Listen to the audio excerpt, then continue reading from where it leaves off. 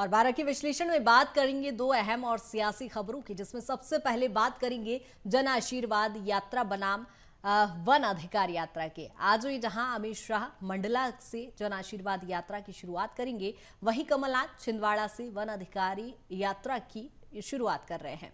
सबसे बड़ी दिलचस्प बात यह है कि जहां से जन आशीर्वाद यात्रा की शुरुआत हुई थी, वहीं वन अधिकार यात्रा का समापन होगा। वहीं आज अमित शाह के दौरे को लेकर कमलनाथ ने ट्वीट किया है। वहीं दूसरी बड़ी खबर की यदि बात करें तो जहां कांग्रेस बीजेपी से ज्यादा उम्मीदवारों के नामों की लिस्ट जारी कर सकती है। आपको बता दें कि छत्तीसगढ़ में भी सियासी पारा चरम पर है और ऐसे में प्रदेश कांग्रेस की चुनाव समिति ने सोमवार को मैराथन बैठक के बाद करीब 30 नामों पर सहमति बना ली है और इन 30 नामों में 13 मंत्रियों के नाम भी शामिल है। इनके अलावा करीब 17 सीटों पर सिंगल नाम तय किए गए हैं। इन दो बड़ी खबरों पर हम चर्चा करेंगे विस्तार से, जहां आपको बता दें कि मध्य प्रदेश हो या छत्तीसगढ़, दोनों ही राज्यों में कुछ ही महीने में चुनाव होना है और सियासी पारा दोनों ही राज्यों में चरम पर है।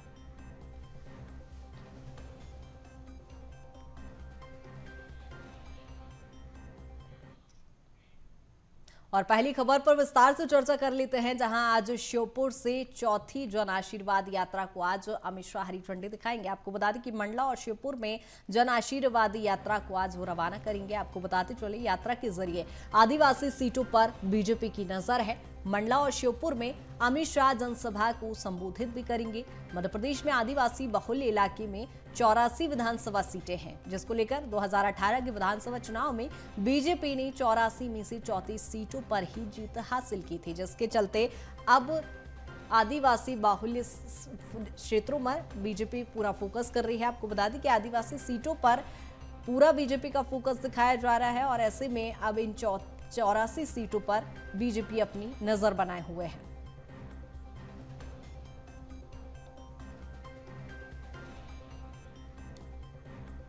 आपको बता दें कि मंडला और श्योपुर में जनसभा को आज अमित शाह संबोधित भी करेंगे। आज श्योपुर से जन आशीर्वाद यात्रा को हरी झंडी दिखाकर रवाना भी करेंगे।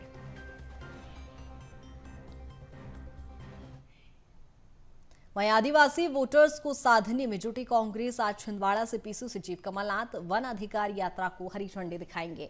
वनवासियों में हो रहे अत्याचार और पर्यावरण के साथ किए गए खिलवाड़ों को उजागर करेंगे और वन अधिकार यात्रा 15 जिलों की 26 विधानसभाओं से होकर गुजरेगी।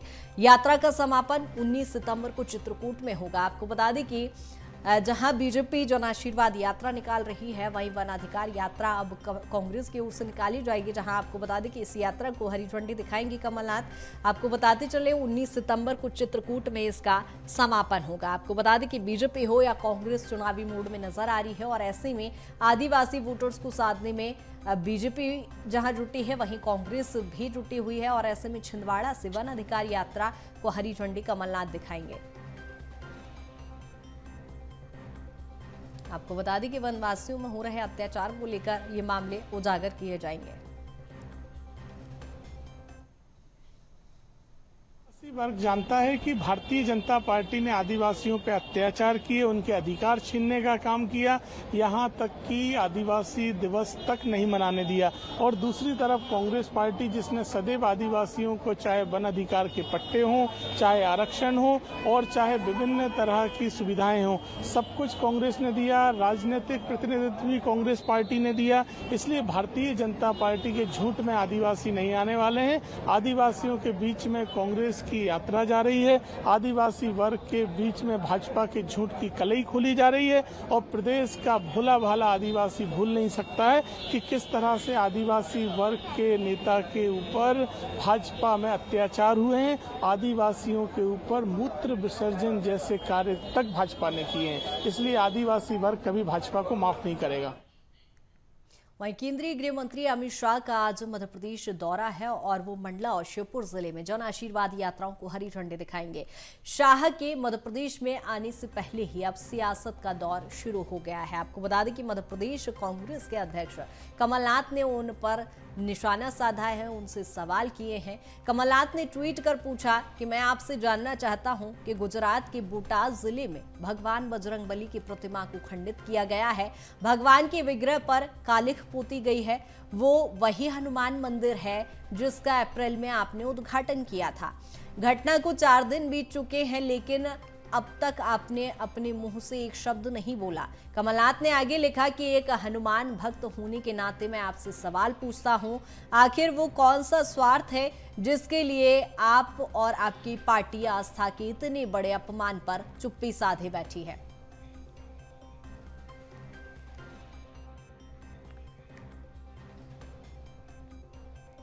आपको बता दें कि कमलनाथ ने ट्वीट के माध्यम से पार्टी पर निशाना साधा है, वहीं उन्होंने अमित शाह के दौरे को लेकर भी निशाना साधा है। और इसी पर ज्यादा चर्चा के लिए सहयोगी विवेक हमारे साथ चर्चा पे जुड़ेंगे। आपको बता दें कि लगातार बजरंगबली को लेकर सियासत जारी है और ऐसे में कमलनाथ ने शाह को आड़े हाथों लिया है। हनुमान भक्त होने के तौर पर उन्होंने उनसे कई बड़े सवाल किए हैं। विवेक हमारे साथ जुड़ गए हैं। विवेक, जिस तरह से देख रहे हैं बजरंगबली को लेकर सियासत इससे पहले भी हुई है, लेकिन अब कमलनाथ ने सीधे अमित शाह से सवाल कर डाले हैं ट्वीट के माध्यम से। क्या कुछ उसके मायने निकाले जाए?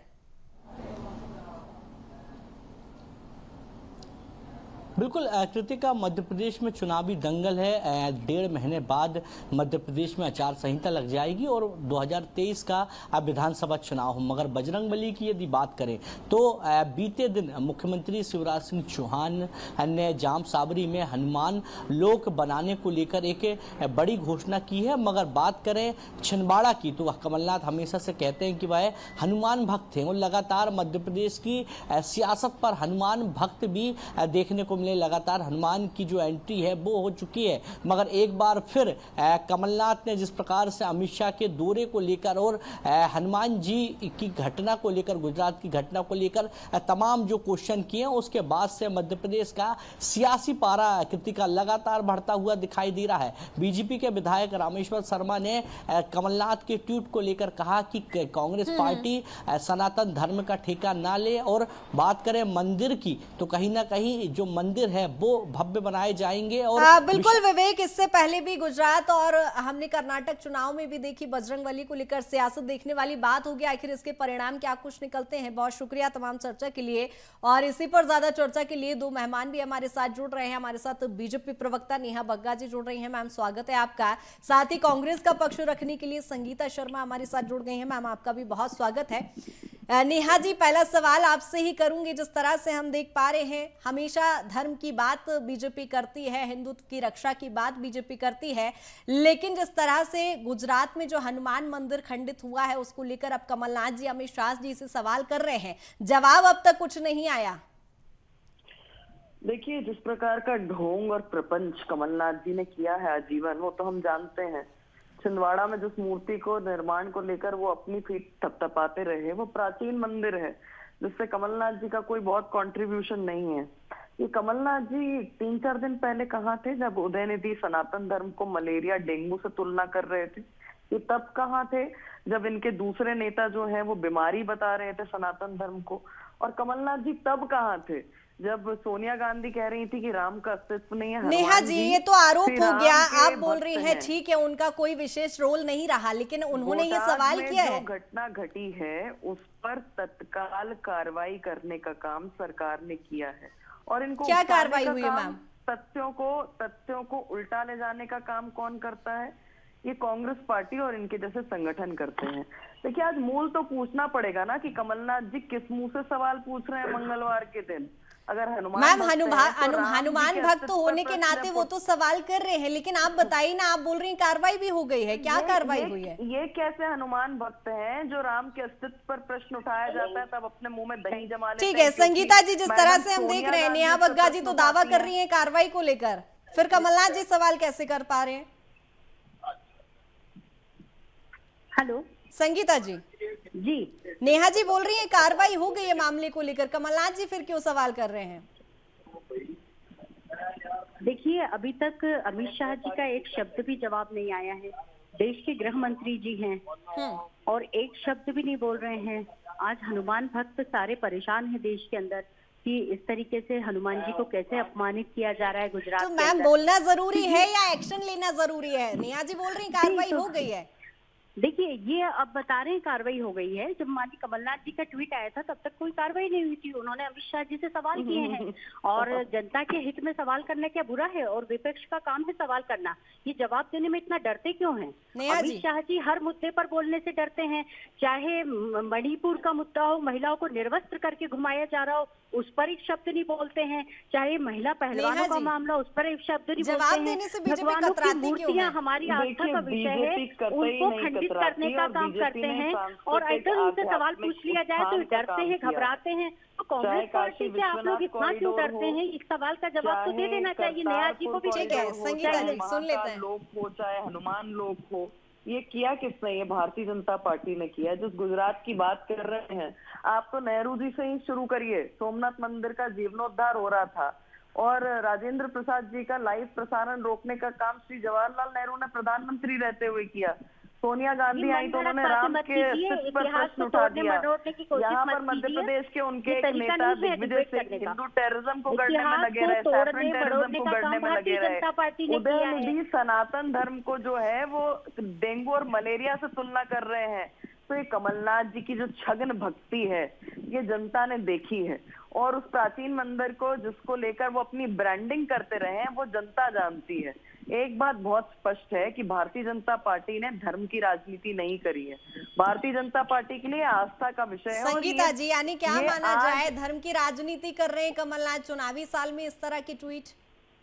आप थोड़ा समय देंगी तो मैं अपनी पूरी बात रखूंगी। समय चूंकि मेरे पास कम है, लेकिन तथ्यात्मक तो यदि आपने आप बात भाजपा करें को तो बहुत बिल्कुल दे समय है दिया। मैं आपके यही तो पास। सवाल कर रही हूँ आपसे। बिल्कुल, आप ठीक अपना है। डिबेट वापस उठाकर देखिए और कितनी देर आपने भाजपा को चलिए, समय दिया और ठीक है, कितनी ठीक देर है, आप मुझे अपना समय जवाब दिया। कर लीजिए फिर आपने पूरा। मेरे बीच में सवाल पूछ लिया। ठीक है, जब मेरी ठीक है। पूरी बात ही नहीं हुई सत्ता तो पक्ष से जब सवाल पूछना मेरा भी काम है ना मैडम, क्या करूं? आपका भी सवाल है, मेरा भी सवाल है। नहीं, इस डिबेट को वापस उठाकर देखिए और टाइम चलिए, ठीक है संगीता जी, समय कम है, अपना जवाब दे दीजिए। में सवाल जवाब करने लग गई। ठीक है, आप अपना जवाब दे दीजिए। हाँ, देखिए, ये कमलनाथ जी को कोसने वाले, कांग्रेस को कोसने वाले, कांग्रेस के इतिहास को तोड़ मरोड़ कर बताने वाले, ये किस मुंह से बात करेंगे?